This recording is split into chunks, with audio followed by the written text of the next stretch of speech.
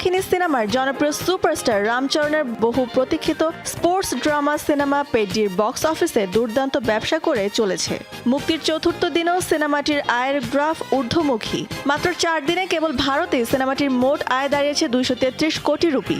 Film trend analyst ও প্রাথমিক report অনুযায়ী প্রথম দিনের পর 7 জুন আয় কিছুটা কমলেও 8 জুন অর্থাৎ তৃতীয় দিন সিনেমাটির ব্যবসা 1 লাফে 7% বেড়ে যায়। আর সোমবার বা চতুর্থ দিনও ছবিটির এই সাফল্য বজায় রয়েছে।